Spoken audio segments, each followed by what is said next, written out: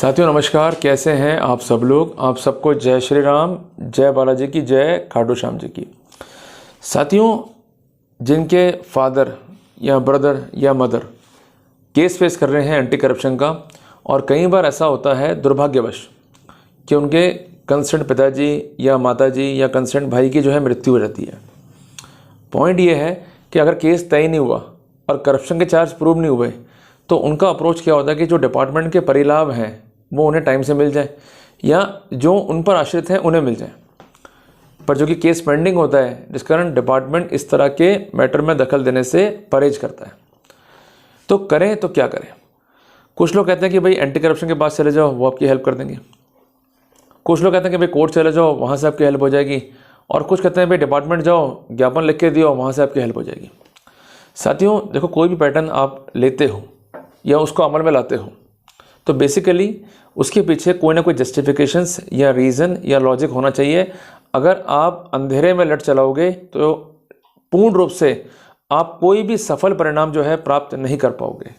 सफलता प्राप्त करनी है तो you must be logical, you must be clear in your path. And apart from that, करना क्या है, डॉक्यूमेंट्स क्या लगते हैं ऐसी स्थिति होने पर, इन सब की जानकारी मैं आपको दूंगा आज के अध्याय में। ये बेसिकली एक लीगल अवेयरनेस प्रोग्राम है, खासकर उन लोगों के लिए जो ये बात समझ नहीं पाते हैं, फिर परेशान होते हैं और अल्टीमेटली समाधान नहीं पा पाते हैं। क्लियर है। देखो, सबसे इम्पोर्टेंट बात यह है कि अगर आपके घर में कोई पब्लिक सर्वेंट है और उस पर केस चल रहा है एंटी करप्शन का, या कोई भी क्रिमिनल केस चल रहा है, उसकी डेथ हो जाती है, तो अल्टीमेटली सबसे पहले आपको उसका डेथ सर्टिफिकेट ऑब्टेन करना है। ये गलती मत करना। ये गलती आप करोगे तो बाद में डॉक्यूमेंट आपको लेना पड़ेगा, तो आपका टाइम बहुत ज़ाया हो जाएगा। डेथ के बाद आपको सबसे पहले प्राइमरी काम ये करना है कि वी नीड अ मृत्यु प्रमाण पत्र या डेथ सर्टिफिकेट। इजी है ना, क्लियर हो गया आपको। और ये कहाँ मिलेगा हमको? कंसर्न नगर निगम के दफ्तर में। कंसर्न डेथ की सूचना हमको जाती है या आप उनको इंटीमेट करते हैं। उस कंडीशन में जो बेसिक फॉर्मेलिटीज़ होती हैं, जिसको हम कहते हैं नेसेसरी फॉर्मेलिटीज़, उसको वो पूरा करते हैं और वो सर्टिफिकेट आपको जारी हो जाता है। और एक मामूली कॉस्ट इसके लिए अदा करनी होती है, कोई विशेष चीज़ नहीं है। साथियों, उसके बाद आपको ये फैक्ट इन्फॉर्म करना है कंसर्न एंटी करप्शन ब्यूरो को।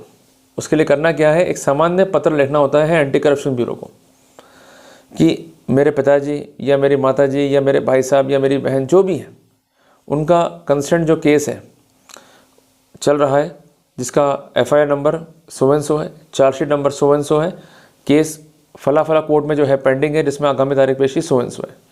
मेरे कंसर्न रिलेटिव की मृत्यु जो डेट है डेथ का वो मेंशन कर दीजिए हुई है, जिसके पुष्टि स्वरूप मैं आपको सर्टिफिकेट ऑफ डेथ या मृत्यु प्रमाण पत्र प्रेषित करता हूँ। आप इस फैक्ट को वेरीफाई कीजिए और इस केस के क्लोजर के लिए आप कोर्ट को इन्फॉर्म कीजिए, जिसमें आपका एहसान मुझ पर रहेगा।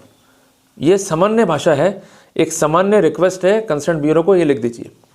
ज़रूरी इसलिए होता है, कई बार वो कहते हैं कि हमें पता ही नहीं है क्या हुआ क्या नहीं हुआ, दिक्कत वहाँ फिर आपके लिए आती है। तो ये स्टेप नंबर 2 है, क्लियर है, जो आपको लेना पड़ेगा। इसके साथ साथ आप कंसर्न कोर्ट में करीबन 20 दिन 22 दिन बाद एक आवेदन पेश कीजिए for closure of the file.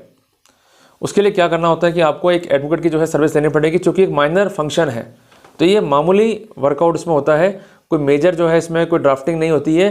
केवल बार बार जाना पड़ता है कोर्ट में, तो वो प्रोसेसिंग फील्ड का, उसमें एडवोकेट चार्ज आपसे ले सकते हैं, बट इन टोटो ये प्रोसेस वो माइनर होता है। इसके लिए क्या होगा भाई, कोर्ट में एक आवेदन पेश होगा। आवेदन में क्या होगा, सबसे पहले कोर्ट का नाम, उसके बाद आपका जो एप्लीकेशन आएगा वो आएगा विविध प्रार्थना पत्र संख्या ... और वो नहीं भरना होता आपको, वो कोर्ट अपने हिसाब से भर लेता है, ठीक है। फिर आएगा प्रकरण संख्या, जो कोर्ट का केस नंबर होता है वो लिखा जाएगा। वो कहाँ से मिलेगा आपको? कॉज लिस्ट से। कॉज लिस्ट क्या होता है, बेसिकली जब भी मुकदमे की सुनवाई होती है तो कोर्ट इसकी सूची बनाता है मुकदमों की, भाई आज ये मुकदमा हम सुनेंगे, उस सूची को हम कहते हैं कॉज लिस्ट। ये कोर्ट से मिल सकती है आपको, और अगर मुकदमा नंबर ध्यान है आपको, कंसर्न कोर्ट का जो नाम है वो ध्यान है आपको, तो ये आपको ई कोर्ट से भी इजीली मिल सकता है। कोई नीड टू वरी नहीं है इसके अंदर, बहुत ईजी टास्क है, ठीक है जी। उसके बाद कंसर्न जो FIR है उसका नंबर लिखा जाएगा, और कंसर्न जो केस फाइल है उसमें FIR आपको इजीली मिल जाती है। तो इसलिए हमेशा मैं कहता हूं कि अगर आप कोई केस को लड़ रहे हैं तो आपके साथ में कोई ना कोई अटेंडेंट होना चाहिए, जिसके पास केस की फाइल मेंटेन रहे। अदरवाइज़ क्या होगा, फिर से फाइल लेनी पड़ेगी, फिर से नया काम होगा, दिक्कतें हमारे लिए आ जाएंगी। क्लियर है। उसके बाद आएगा चार्जशीट क्रमांक। क्लियर हो गया आपको। उसके बाद आएगा कंसर्न केस का नाम। सबसे पहले आएगा सरकार बनाम, जो आपके पिताजी का नाम है, जिस नाम से केस चल रहा है, या जो भी आरोपी है जिस नाम से केस चल रहा है वो नाम आ जाएगा। क्योंकि कई बार ऐसा होता है कि केस में जो है एक से अधिक आरोपी भी हो सकते हैं। जिस नाम से केस लिस्टेड है वो नाम जो है पूरा का पूरा वहाँ पर आ जाएगा।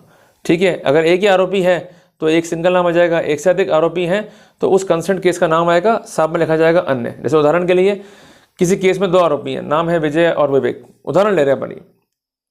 तो केस चल रहा है विजय के नाम से, सरकार बनाम विजय व अन्य। क्लियर है। और अगर सिर्फ विजय ही है तो नाम आएगा सरकार बनाम विजय। ये सामान्य सी बात है। क्लियर हुआ ना आपको, बहुत ईजी है ना।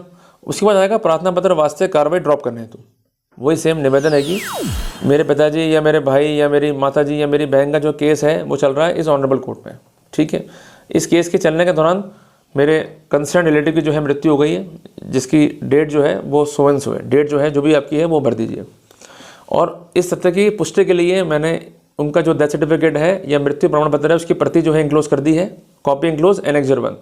मैंने इस फैक्ट को कंसर्न एंटी करप्शन ब्यूरो को या सीबीआई को या विजिलेंस को, जो भी जांच एजेंसी है उसको भी इन्फॉर्म कर दिया है। और उनसे भी रिक्वेस्ट ये करी है कि आप कोर्ट से प्रेयर करें कि मेरे इस केस में डिस्पोजल हो जाए, जबकि उन्होंने इस और कोई कदम नहीं उठाया। तो अतः आपसे निवेदन है कि इस मामले की स्थिति को देखते हुए इस पत्रावली का निस्तारण कर पत्रावली को नस्तीबद्ध एक उर्दू वर्ड है, नस्तीबद्ध मीन्स डिस्पोज ऑफ करने की कृपा करें। और जो भी अर्जी फाइल कर रहा है बंदा, क्लियर है, वो बंदा उस कंसर्न व्यक्ति से इन कनेक्शन होना चाहिए बाय ब्लड या by the way of marriage. Clear है। उदाहरण के लिए उसकी पत्नी मूव कर सकती है, उसका सगा भाई मूव कर सकता है, उसके पिताजी मूव कर सकते हैं वो अर्जी, या कंसर्न उसकी जो माँ है वो मूव कर सकती है, इवन बेटा मूव कर सकता है। बट शर्त यही है कि there must be a connection by blood और बाय मैरिज। और दूसरी बात है कि जो व्यक्ति अर्जी मूव कर रहा है वो होना चाहिए स्वस्थ चित्त का। ठीक है। और इसके अलावा वो होना चाहिए एडल्ट, मीन्स मेजर होना चाहिए। अगर वो मेजर नहीं है तो वो अर्जी के लिए एलिजिबल भी नहीं है। साथियों, एक बात ध्यान रखिएगा कि जब आप अर्जी मूव करते हैं या कार्रवाई कर रहे हैं और कोर्ट में जा रहे हैं तो डॉक्यूमेंट्स क्या चाहिए आपको। सबसे पहले आपको चाहिए copy of FIR, photo copy से काम चल जाएगा, सर्टिफिकेट की जरूरत नहीं पड़ती है। दूसरी बात, जिस दिवस को डेट हुई है वो डेट की जानकारी आपको होनी चाहिए। तीसरी बात, अगर कोई डेथ जो है वो एक्सीडेंट में हो गई है, कई बार ऐसा होता है कि भाई कोई अफसर टकरा गया किसी ट्रक से या कोई किसी बस से या किसी कार से या कैसे भी एक्सीडेंट हो गया और ये एक्सीडेंट पब्लिश हुआ है अखबार में भी, स्थानीय अखबार में भी, तो उस फैक्ट को भी आप जो है बेस बना सकते हैं। और चौथी बात यह है कि सर्टिफिकेट ऑफ डेथ मीन्स मृत्यु प्रमाण पत्र की जो है अपने को आवश्यकता रहेगी।